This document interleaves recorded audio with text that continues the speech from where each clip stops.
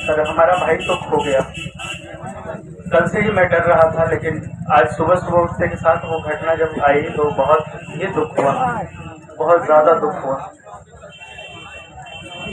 तो सबसे पहले हम लोग बात करते हैं आयोग के हठ धर्मता का। इसके बावजूद भी आयोग के कानों पे जू नहीं रेंग रही है। हम लोग पहली बात एक बार फिर ब्रीफ करते हैं इस बात को, क्योंकि बात काफी कंफ्यूजन पैदा हो जाता है। इधर उधर मीडिया वाले लोग बाइट जब लेते हैं तो काफी कंफ्यूजन पैदा होता है। तो उस बात को सबसे पहले क्लियर करते हैं कि हमारी मांग क्या है, हम आखिरकार मांग क्या रहे हैं, 8 दिनों से यहाँ पे कर क्या रहे हैं, क्या हमारी मांग जायज है या नहीं। तो बापू परीक्षा परिसर में एग्जाम रद्द हुआ। एग्जाम कौन रद्द किया? एग्जाम कौन रद्द किया? आयोग। आयोग ने एग्जाम क्यों रद्द किया? मिस मैनेजमेंट हुआ वहां पे। भैया मिस मैनेजमेंट क्या हुआ?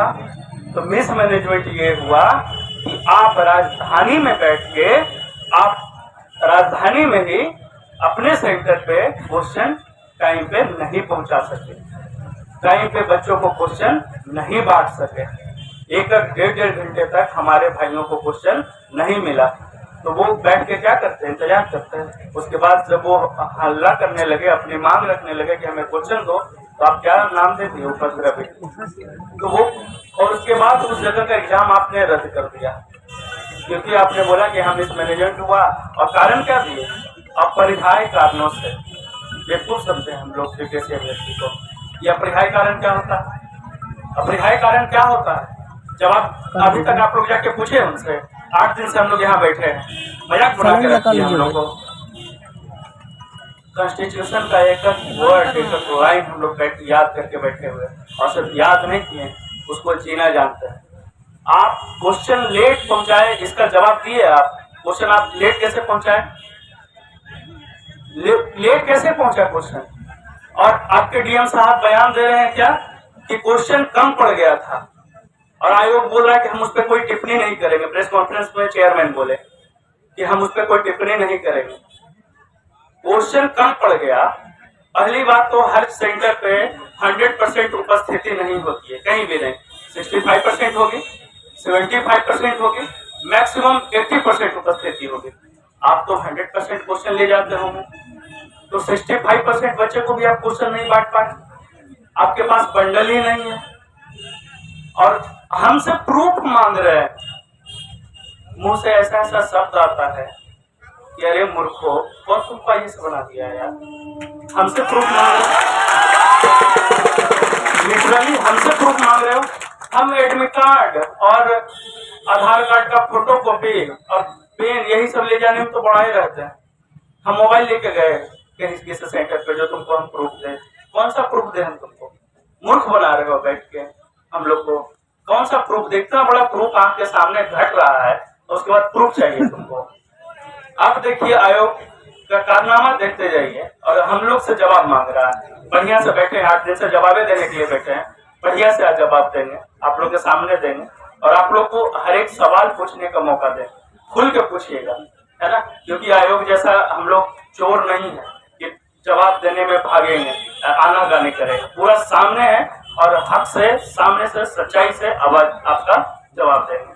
ठीक है। अब आयोग क्या क्या क्वेश्चन तो टाइम पे बांटा नहीं, है ना। उसके बाद आप एग्जाम रद्द कर दिए, आपने डेट घोषित कर दिया एग्जाम लेने। क्यों भैया? तो 12,000 बच्चों का आप अलग एग्जाम क्यों लीजिएगा? कॉन्स्टिट्यूशन पढ़े हैं? Right to equality fundamental right के अंतर्गत आता। अच्छे से कान खोल के सुनिए। शायद दूसरे राज्य से आए तो बिहार का आवाज आपको नहीं सुनाई दे रहा, अच्छे से सुना रहे। राइट टू इक्वलिटी मतलब शायद इंग्लिश नहीं समझ में आता होगा। समानता का अधिकार, और समानता का अधिकार ये कहता है हर को बराबर बराबर अधिकार मिलना चाहिए, है ना। बराबर का अधिकार मिलने का ये मतलब है इस परिप्रेक्ष्य में, इस घटना के संदर्भ में, कि जो पोस्ट आपने निकाला उस पोस्ट के लिए आप एक ही पेपर लीजिएगा, आप अलग अलग पेपर नहीं लीजिएगा। क्या पता आप अपना जान के वहां पे आप हंगामा मचवाओ के क्वेश्चन लेट से पहुंचाओ, हंगामा करवाओ, और उसके बाद जो क्वेश्चन आप पहले से अपना भतीजा और मौसा मौसी के बेटा को दिले रखे हो गए, और उसके बाद वही क्वेश्चन फिर से उन 12,000 बच्चों को लेवा दो और उसी में से 500 बच्चों का सिलेक्शन करवा दो। आज ये लोग टेम्पू तो चलाइए रहा थे, लोग का बाप, ये लोग भी टेम्पू ही चलाएगा फिर मूर्ख समझेंगे। हम लोग हक के लिए लड़ना जानते हैं। 8 दिन से बैठे हैं, मैं डरे आपसे, डेली नोटिफिकेशन निकालते हैं, डेली रात में नोटिफिकेशन आता है। ये लोग अब डरे कि कब डरे, देखे हैं, देखे डरते, रोज जरूर गए थे कल हम सबके सामने, पर वो एक अपील था सबके साथ कि भाई जाग जाओ, और डरे थोड़े थे आपसे। आज हम लोग है ना, और अभी और कुछ सवालों का जवाब। पहली बात। दूसरी बात, QR कोड का बात कौन कर रहा भाई, हम तो नहीं किए। कहीं न कहीं आप इम्प्लांट कर रहे हैं क्या? सच बताऊं, राजनीति नहीं समझ में आता था। यहाँ जब 8 दिन बैठे हैं ना, और ये लोग का जब कारनामा देख रहे हैं, तब राजनीति समझ में आ रहा है कि ये इतना गंदा राजनीति होता है। हम लोग तो पॉलिटिक्स में पढ़ते हैं कि जो सरकार ऐसे करती है वैसे करती है, सब कुछ अच्छा होता है। अभी आपको बताऊंगा, एक छोटा बच्चा आया यहाँ पे, वो छोटा बच्चा है, उसको जरूर दिखाइए। उससे जब मैं पूछा ना कि भाई क्यों आए हो, पता है क्या जवाब दिया? विश्वास नहीं होगा, बोला भैया आज आप लोग के साथ हुआ, कल हमारे साथ हुआ तो